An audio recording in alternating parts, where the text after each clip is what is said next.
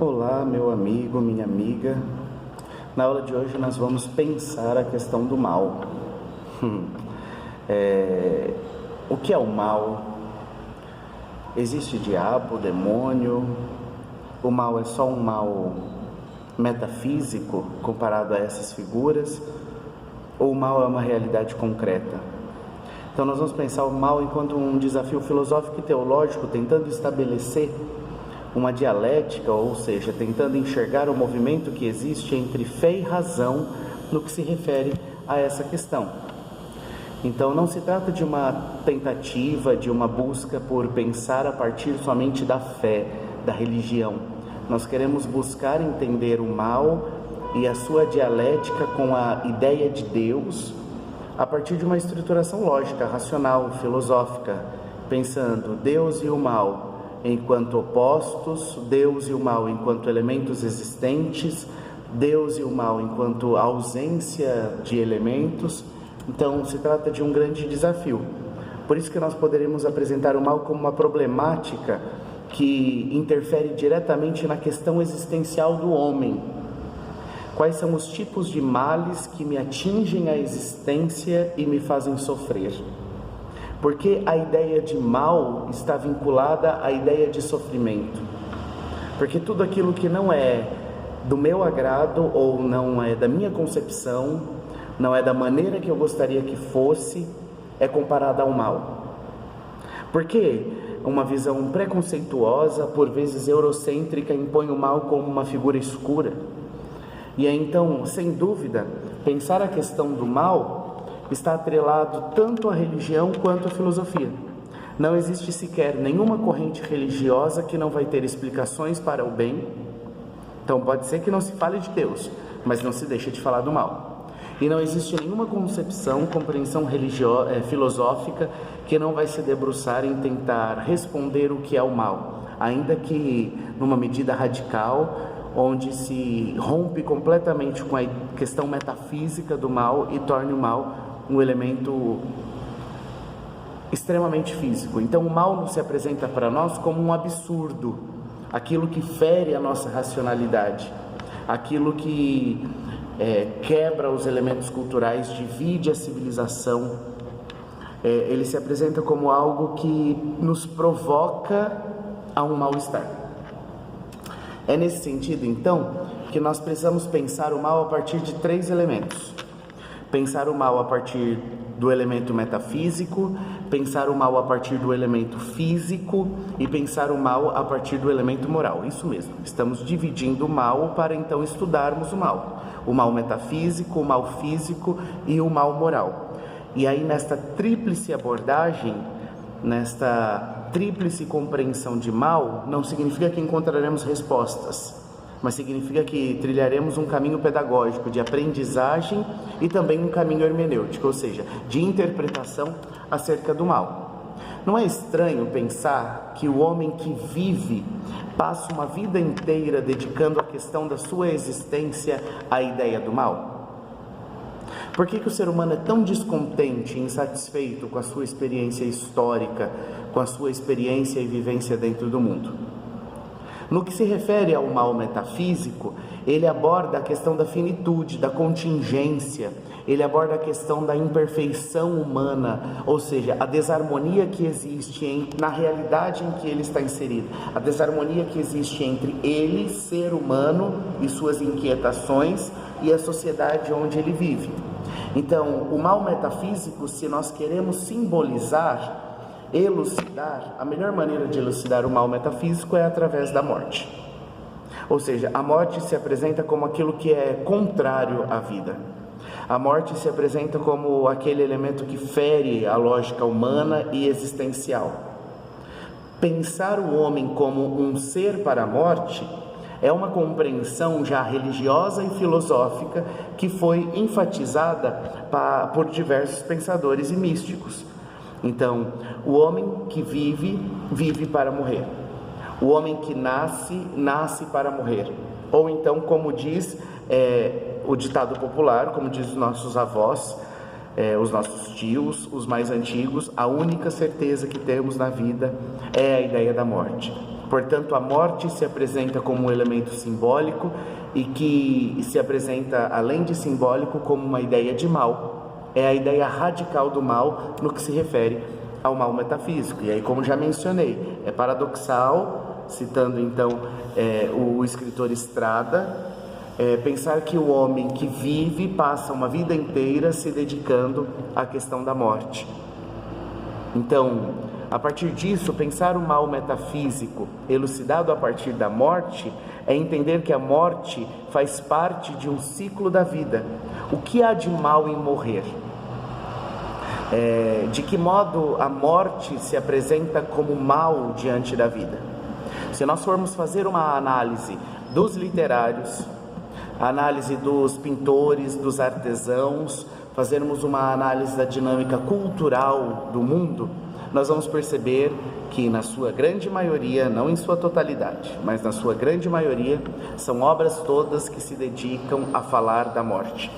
São obras todas que se dedicam a apresentar realidades paralelas, ou realidades divinas comparadas ao céu, ou realidades de tormentos comparadas à ideia de inferno.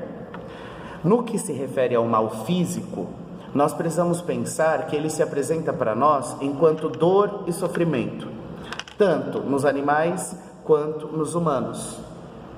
Portanto, mal metafísico é dinâmica que atinge somente os homens, pois somente os homens sabem que vai morrer. O mal físico é a dinâmica que atinge a existência tanto dos homens quanto dos animais, porque está vinculada à questão da dor e do sofrimento. E o sofrimento é algo inerente à vida.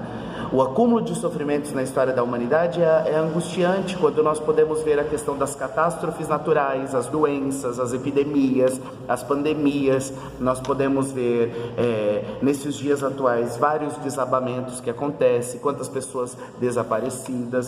Nós podemos ver as atrocidades da morte de tantos judeus pelo movimento nazista. Nós podemos ver a questão de tantas pessoas que foram exiladas de sua nação ou que morreram e até os dias de hoje não se sabe onde estão seus corpos no momento militar do Brasil. Ou seja, tudo isso causa dor e sofrimento. Diante disso, nós precisamos recorrer à questão da filosofia budista. O budismo é a corrente filosófica e religiosa que vai afirmar: a existência humana é marcada pela dor e pelo sofrimento. A dor e o sofrimento são resultados dos desejos, e o homem então precisa se libertar dos seus desejos a fim de encontrar a felicidade. Quando eu penso a ideia de mal físico atrelado à ideia de dor e sofrimento, é preciso trazer à mente a ideia da compaixão. No sentido etimológico da palavra, paixão significa sofrimento. Quando eu falo em compaixão, eu estou falando da importância de, diante do outro, se colocar com o outro diante dos seus sofrimentos. Não que eu seja a solução dos seus problemas e do seu sofrimento, mas que eu me apresente como um alento diante daquele que sofre e por vezes se torna o quê? Se sente sozinho. Então, o aspecto da compaixão atrelado à ideia do mal físico está na recusa ou não aceitação desse mal físico. Então, quando ao exercer a compaixão, quando diante do sofrimento do outro, eu me coloco com o outro, não que vai fazer tanta diferença na resolução dos seus problemas, mas eu coloco com o outro, eu tenho a tentativa de romper com aquela dor e com aquele sofrimento existencial, aquele sofrimento físico. O mal moral, ele pode ser comparado, ele pode ser correlacionado com uma plena conexão com a responsabilidade e a liberdade humana. Trata-se de um produto das nossas ações e possui como expoente máximo a questão da injustiça, da opressão e da exclusão. Portanto, o mal moral é fruto da liberdade humana. Portanto, o mal moral não atinge os animais, mas somente os homens. Somente o homem sabe que é livre. A ideia de liberdade humana está vinculada à ideia da racionalidade humana. É impossível pensar liberdade sem pensar um aspecto racional. É impossível pensar o homem como um ser livre se não pensar o homem como um ser que pensa. O homem só é livre porque pensa. O homem só é livre porque já não age de maneira instintiva. O animal não é livre, o animal é instintivo, ele age de maneira instintiva. O homem é livre porque pensa ou não, muitas vezes, as suas ações. Portanto, a maldade é atribuída ao ser humano a partir de uma consciência de culpabilidade. E esta consciência de culpabilidade, o homem que se culpa diante dos seus feitos, dos seus pensamentos, dos seus preconceitos, das suas ações, de algum modo traz dentro de si um clamor, um desejo de justiça e de perdão. Sendo assim, o mal moral tem relação direta com o problema do sentido da vida, questionado pela ética, pela religião e pela filosofia da história. Quando eu penso a dialética do mal dentro da estrutura da história humana, é preciso pensar a tragédia do homem justo, que por muitas vezes é oprimido diante do homem ímpio, que triunfa e consegue bem-estar e formula ações éticas e morais de acordo com a sua própria subjetividade. Portanto, essa ideia do homem que por vezes é bom e sofre, e do homem que por vezes é ruim e se dá bem, agrava o mal físico e torna insuportável a ideia de que não existe justiça no mundo. Então, inseridos dentro dessa dialética histórica, nós passamos a criar a ideia de encontrarmos bodes expiatórios. O mal possui uma dinâmica onipresente. Ele marca a história da humanidade em todos os tempos, seja no seu aspecto metafísico, no seu aspecto físico ou no seu aspecto moral. Diante disso, desperta no homem esse sentimento de movimento. É justamente porque o homem é acometido pelo mal que ele ainda insiste em buscar sentido para a vida. Quando tudo está bem, eu me sinto então acomodado. É justamente quando as coisas não vão tão bem, ou seja, quando o mal se encontra com a minha realidade, que eu vou de algum modo buscar me libertar deste mal a fim de encontrar o bem-estar.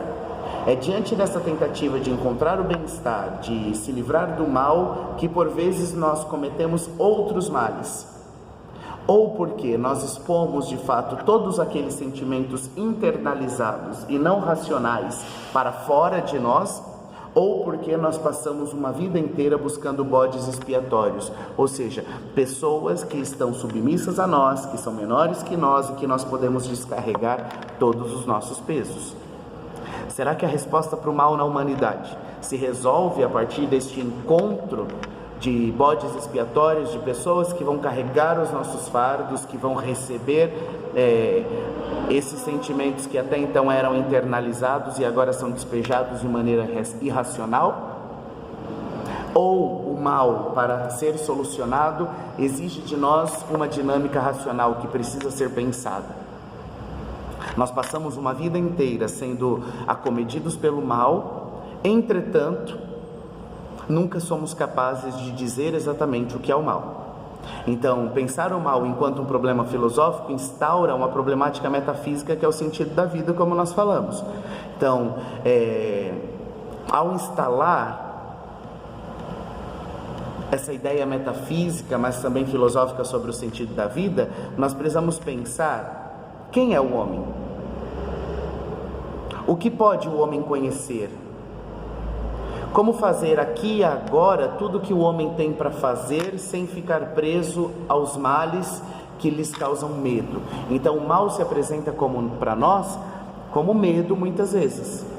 E o medo tem duas possibilidades, duas perspectivas. O medo ele pode me levar a preservar a vida, como o medo pode me levar a ficar estático, parado, sem conseguir ir adiante. Então, por mais que os avanços científicos, tecnológicos lutem contra o mal, a medicina então vai lutar para extirpar a dor e o sofrimento. Ou seja, a medicina se dedica a romper com o mal físico. A psicanálise, a psicologia, a psiquiatria vivem tentando amenizar a dor existencial, ou seja, o mal psicológico. A questão do mal dentro da dinâmica da bioética, como nós podemos pensar? Ou seja, a bioética luta contra tudo aquilo que atinge a vida através dos seus métodos terapêuticos. Vamos pensar a teologia. De algum modo a teologia tenta criar uma figura do mal e a figura do bem que superabunda sobre o mal para dar sentido à vida do homem, o mal espiritual. Então, o homem natural, usando a linguagem de Mircea Eliade, que também é um homem cultural, político, religioso, biológico, ele passa a sua existência inteira buscando livrar-se de tudo aquilo que é mal, amparando-se, agarrando-se a uma dinâmica de esperança metafísica. Martinho Lutero, diante da sua reforma, ele é imbuído por um pensamento: como eu posso encontrar um Deus que seja capaz de me salvar?